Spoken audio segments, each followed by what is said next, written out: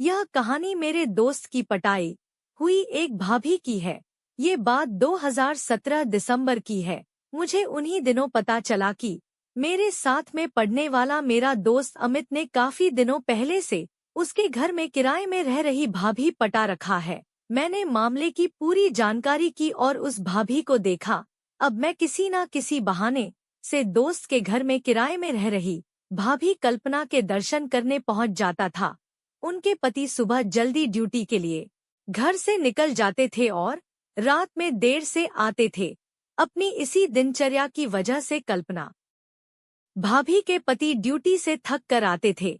घर आते ही वो खाना आदि खाकर सो जाते थे। मैं अपने दोस्त अमित के काफी करीब रहने लगा, परंतु कल्पना मेरे दोस्त अमित के अलावा किसी को नहीं देखना पसंद करती थी। कल्पना भाभी के चक्कर में लगभग 45 दिन बीत गए थे।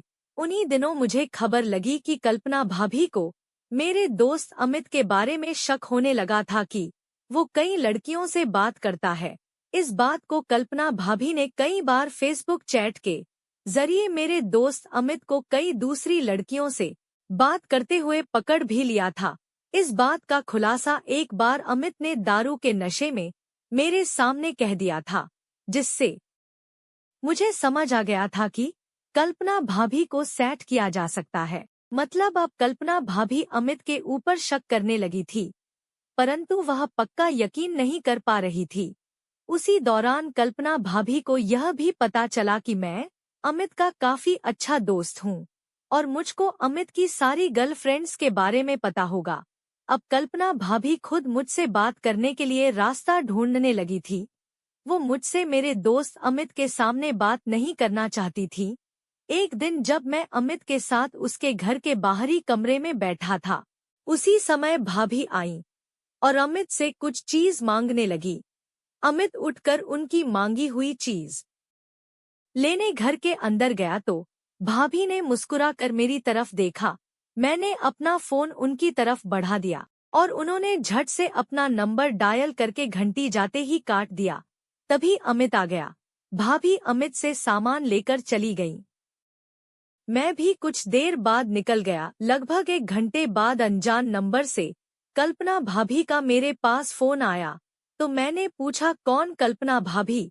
उधर से उन्होंने बताया जी हाँ, कल्पना भाभी ही बोल रही हूँ।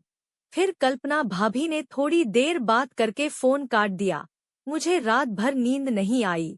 अगले दिन फिर एक अनजान नंबर फोन आया। मैंने पूछा जी आप कौन। उन्होंने बताया मैं कल्पना। मैंने पूछा कि आज आपने दूसरे नंबर से फोन किया।